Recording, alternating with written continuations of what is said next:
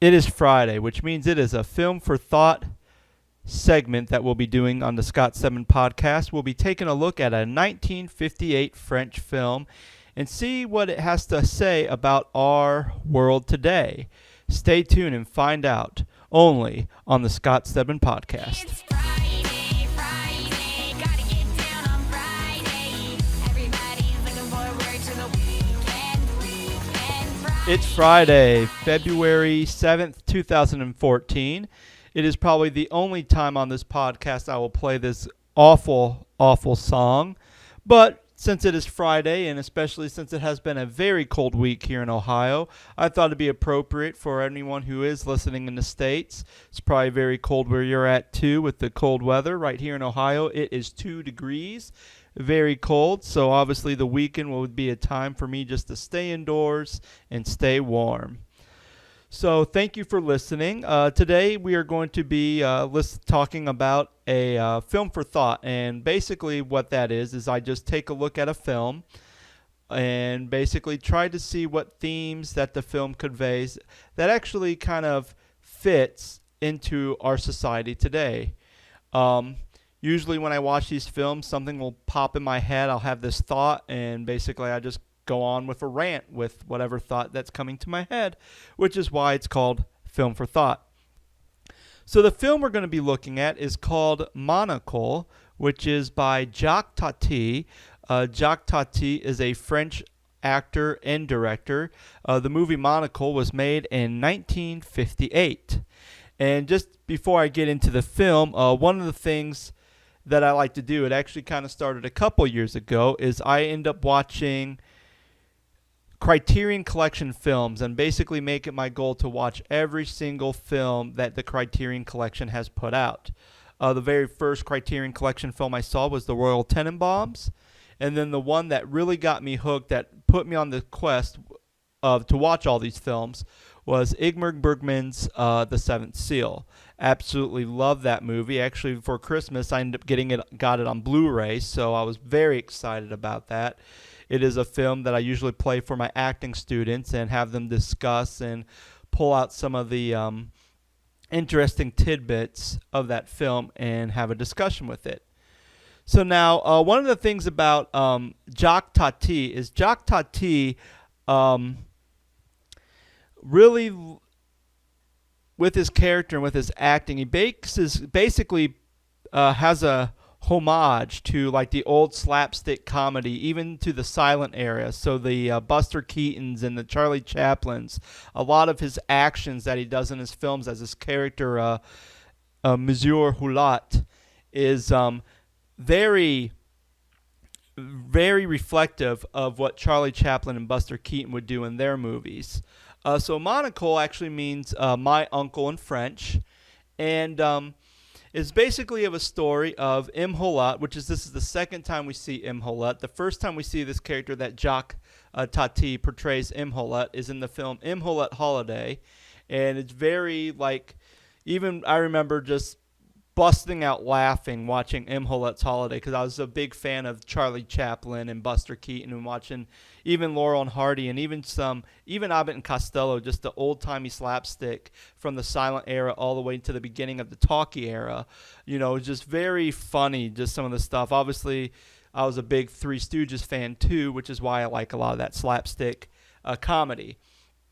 Now, so his character, Monsieur Hulot's back in this movie, Mon Oncle, and apparently he's the uncle of a young boy. And the young boy's parents are these very rich parents that are so absorbed into having material possessions with mechanical things. When you look at their house, it's very, just like with the way the yard's laid out and the way the house is designed, it's very mechanical looking. And even some of the gadgets they have, like they have a gate that opens up into their house, and when someone comes by, there's a sensor and the gate opens up and it makes this loud buzzard noise. Even the garage door has a sensor, so when you go by, the garage door opens and you can pull the car in, and then when you leave, the garage door shuts, which during the movie there's a scene where the mother and father are driving the car in and they get out of the car, but then they're a dog runs by the sensor and the garage door shuts and they can't get it open from the inside because it only opens and closes from the sensor on the outside. So it's very funny how this dog, this little tiny dachshund, was able to trap these people in their garage, and just kind of shows this, in a way, the stupidity of technology, which I know that sounds like an oxymoron, but sometimes for those of us who've had computers, who love gadgets, there's a time where when your gadgets don't work and it's almost like you almost feel stupid, like I don't know how to do math because my calculator's not working, those type of things. So in here, we have this boy who apparently is not being loved by his family because his mom and dad just loves the technological things, where his uncle, who is Monsieur Hulette, played by Jacques Tati, is a very simple kind of guy. He's very laid back. He just loves to absorb life and really look at the beauty in some of the abstract things that is happening. Actually, it's kind of funny at the very beginning when we first see Monsieur Hulette in this film. He walks up to his apartment, and he's in his apartment, and he's opening up the windows to kind of get a nice breeze in there. When he's opening up the window, it's one of those like side opening windows that opens out, and anytime when he opened up the door, the bird would start chirping outside that was in a cage, and then it would stop. And then when he shut it, it'd chirp, and then it stopped. So he's opening and closing this window just to hear this bird chirp, and then he ends up figuring out is that the sun reflecting on the glass is actually putting a warm spot on the bird, and when that warm spot hits the bird, that's when it starts singing. So then before he leaves his apartment, he moves the window just enough so that light is actually hitting the bird so he can continue to listen to that beautiful bird sing. So again, it's stuff like that where it's just very not only comical, but it just kind of shows the character that he's just very down to earth, just in love with like the minimal things in life. And as I was watching this movie, it just made me realize how in our world today, how we just get so absorbed into technology, and to the point where now technology has taken over our lives to the point where we start to devalue human interactions or interactions with a physical community. And the reason why I say physical community, because even like with social networking, with Facebook and Twitter and MySpace and any other social networking site out there, Instagram, you're part of a community. I mean, and those things are great. Like, I love connecting with former high school students. Now, obviously, some of these high school students that I have that are my friends on Facebook, they're people that I may have had classes with, but they're not necessarily people that I've actually spent a lot of time with. It wasn't like after school we hung out over at their house or my house. But, it's just so good of looking at their lives and just seeing like, wow, or especially people who are kind of jerks to you, and yet here you are having this wonderful, beautiful conversation on Facebook, and you just kind of stop and think, it's like, this person always called me names, or I would call that person very cruel names, and here we are laughing about the Cleveland Browns or the Cleveland Cavaliers and just having these wonderful conversations where, let's see, I've been out of high school, 12 years now, I believe. Graduated in 2001. So 13 years. Wait a minute. Let me think of my math.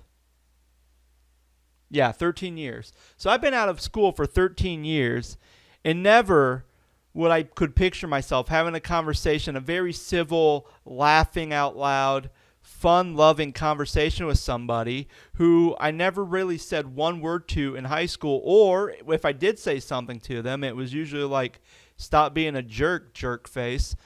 So in that aspect, I see technology as good, and you are part of a community. Those people are very live people. They're people I've met, or they're people who are friends of a friend that I've eventually met at one point or another. So it's really a community. But when you have interactions with people on the outside, and when I see people, it's almost like People just don't really care about human interactions. I know my wife always gets on my case because I'll always be looking at my phone.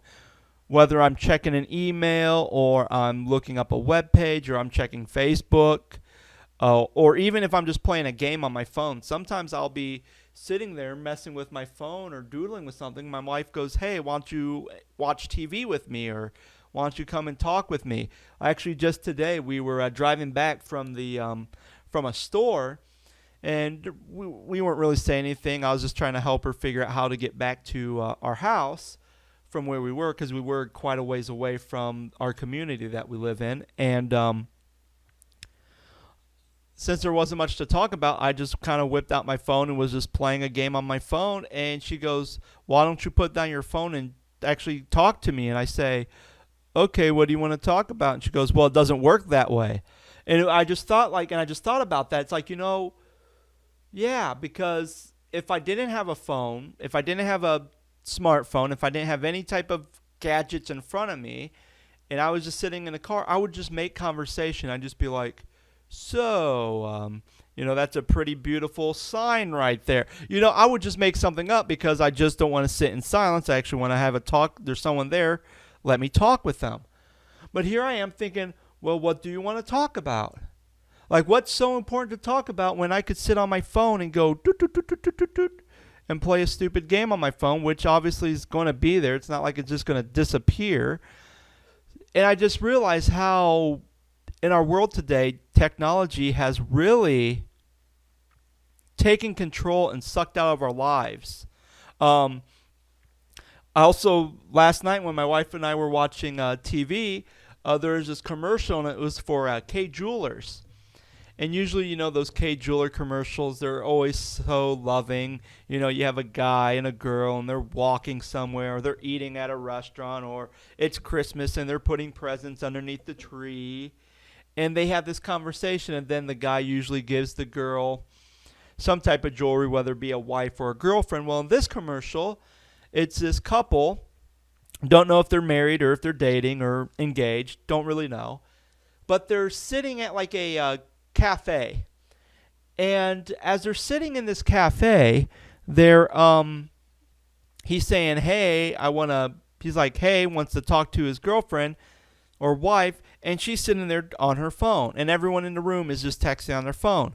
So then while she's looking at her phone, you get to see her point of view, and it's the person across the table from her sends her a text saying, "Hey, look up." And she looks up, and there he has this nice, beautiful K Jewelers necklace with a diamond that vibrates or spins around. I'm not really sure what the heck it is or how it's doing it. And I just saw that commercial and go, have we really gotten to the point where if you're on a date with somebody, to get their attention, you have to send them a text message to say, "Hey, look up so I can give you a very beautiful gift"? Have we gotten to that point in life where that's the norm? And if that is, then that's ridiculous that we've gotten to that point. I mean, it's funny. I make fun of I'll see a bunch of students or like young adults or people who are younger than me, which I'm still a pretty young guy. And it seems like I just see people in their cars or even in Rite Aid, like they'll be texting on their phone while they're pushing a shopping cart and almost run into somebody or running to a pole. And I'm just sitting there like, what's so important that you have to be on your phone where your phone has to be attached to you 24/7? It actually made me realize that there was this client that I had who's it was a child client, and came into counseling because their parents thought that that this client had a quote unquote eating disorder, which obviously having a couple sessions with them, it was very easy to rule that out, that no, this client did not have an eating disorder. However, one of the interesting things is that the mother of my client was talking about an experience where she has like a notebook that has all her dates and has all her appointments in it. And with all those appointments that she has, she says that that's her life. Well, one time she took the kids to the dentist's office, ended up leaving, and she left her notebook, her dates and phone numbers and everything at the dentist's office. Well, she had a panic attack because she couldn't function because she didn't know what she had to do. So after she dropped off the kid, she's like calling everywhere. She's freaking out, tearing up the house, trying to find this thing, tearing up the car. So finally she calls the dentist office, says, hey, did I leave something there? They said, yeah. So she like immediately drives down there and got it so she can act like a normal functioning human being. And, it's just that thing where you go, wow, how that woman, and I'm just thinking, wow, that woman must be crazy how she's so attached to a day planner. And yet, how many people now in our world today who have these smartphones are if they lose their phone or their phone breaks down, they just don't know how to function anymore. It's like, I don't know how to have a conversation with somebody if I'm not texting and putting LOL. And I think with this film, Monocle, from 1958, I really think Jacques Tati, as a director and as an actor, he really puts hits the hammer on the nail of the head of the nail. I can't even say my syllables right, probably because I'm always on my phone. I can't speak now. I forgot how to talk, people. I do apologize. But he really is onto something. How sometimes having all these gadgets, having all these machines, it starts to strip away from the beauty of life. I mean, obviously I'm sitting in my office right now and I'm looking outside and I'm looking at this ugly, cracked up pavement in the parking lot. But yet with the snow out there and I'm looking at the trees, it's just like, wow, it's really beautiful. Just being able to open up my eyes and just see, even though it's a crappy parking lot, I just see the nature, I see the trees, I see cars driving back and forth. And I just really appreciate the beauty of just the interactions that I'm having with nature. And yet sometimes we miss some of these beautiful, important moments because we're always on our phone. Parents are now missing important events because they're too busy trying to turn their phone on to try to record a baby walking, and yet they're not really being present in that moment with their child. And I know that's a big struggle for me. I know when I have when I have my child, that I'm going to be the guy who has the camera in hand, and I want to film everything just so I can record it, so I can have a memory or preserve these precious memories. But at the same time, I'm almost paranoid that I'm going to rely too much on the film, that I'm not going to necessarily be present. There's this wall called a camera that's going to be in between me and my child. So I think the message that we can learn from this film from Monocle today is, let's all be like Monsieur Roulette. Let us be the very simpleton people who are going out there enjoying the simple things of life, who their lives are not controlled by garage doors and microwave ovens and smartphones and Facebook and any type of technology. Let's just kind of have these real open relationships with other people and with nature and within community, instead of just being stuck to a screen the whole time.